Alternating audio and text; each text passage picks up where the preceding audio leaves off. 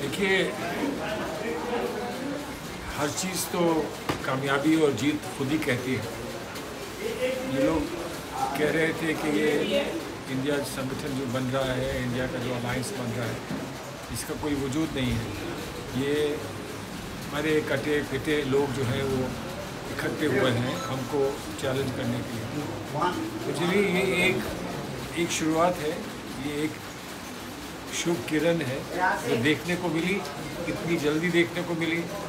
और इसमें हम लोग देखिए ना किस तरह से जो अलायंस के उसके सारे लोग ये कह रहे हैं कि ये हम सब ने मिल के जीती है। कोई ये नहीं कह रहा कि नहीं ये तो मैंने जीती है, ये तो मैंने जीती है, ये तो मेरा काम था, यहाँ तो मैं मजबूत हूँ।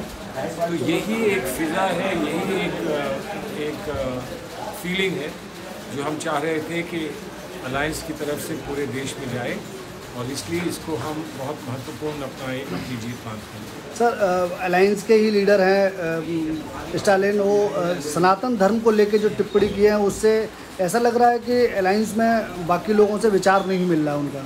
उनकी जो टिप्पणी है सनातन को लेके, कैसे लेते हैं आप उसको? ऐसा कुछ नहीं है। देखिए, उन्होंने जिस बात को कहा है और उसको जिस तरह से समझा है लोगों ने, उसमें थोड़ा सा संशोधन की आवश्यकता है।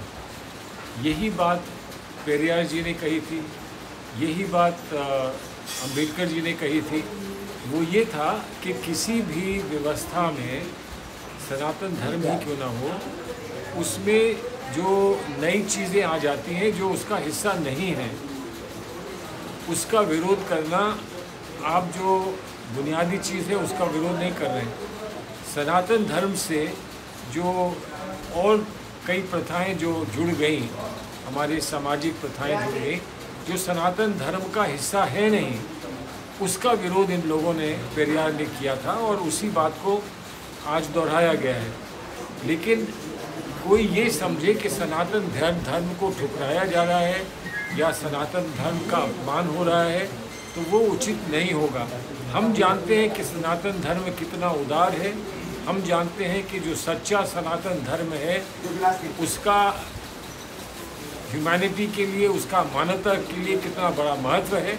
और इसलिए हमको अपने सनातन धर्म में अगर विश्वास है तो फिर हमें इन बातों को बहुत कोई ज़्यादा तरजीह नहीं देनी चाहिए। कुछ लोग चाहते हैं कि इसमें बहस बढ़ जाए, लेकिन मैं नहीं मानता हूँ कि उसका कोई महत्व है। इंडिया गठबंधन जो चल रहा है उसमें तमाम राजनीतिक दल हैं, सभी दलों के कार्यकर्ता और नेता अपने अपने आप को उसका नेता बनाने की होड़ में लग गए हैं। ऐसा नहीं है, ऐसा कुछ नहीं है। मैंने देखा है, सारे नेता एक साथ बैठे हैं और हर एक ने एक ही बात कही है कि हम लोग मिलकर भारतीय जनता पार्टी और मोदी जी को हटाएंगे, मिलकर। उसके बाद जो भी जनता की मंशा होगी उसको सामने रखकर हम अपना नेता तय करेंगे।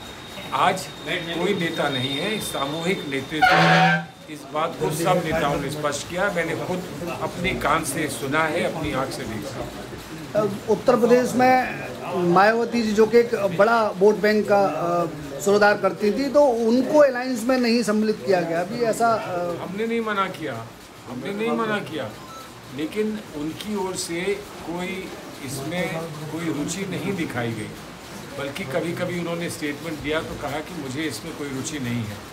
लेकिन अगर रुचि होती या हो और वो किसी से बात करेंगी तो कोई क्यों इनकार करेगा, कोई क्यों मना करेगा। G20 का महासंगम चल रहा है इंडिया में, कैसे लेते हैं आप? पहली बार भारत को नेतृत्व करने का अवसर मिला।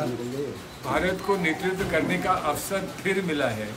G20 तो समय समय पर एक देश से दूसरा देश, तीसरा देश, चौथा देश, इससे पहले इंडोनेशिया था, इसके बाद ब्राज़ील होगा।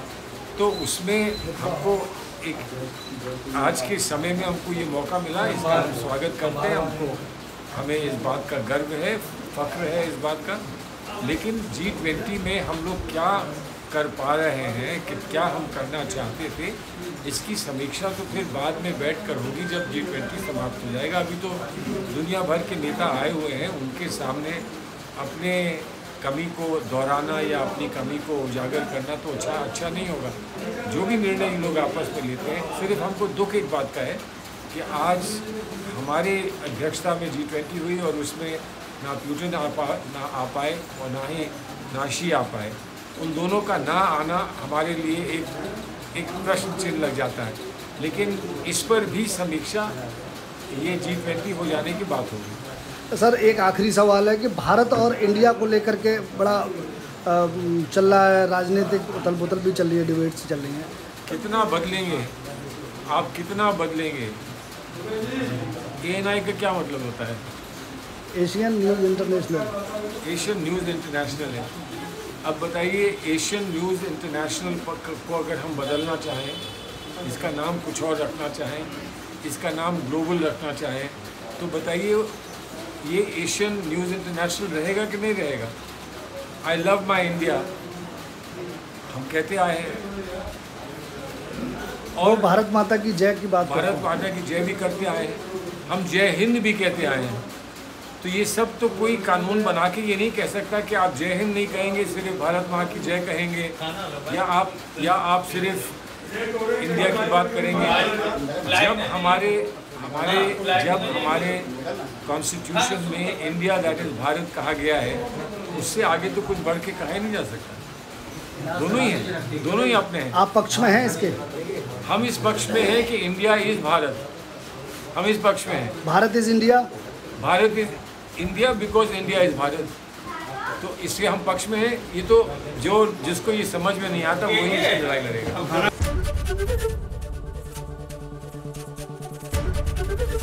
ABP गंगा, खबर आपकी, जुबान आपकी।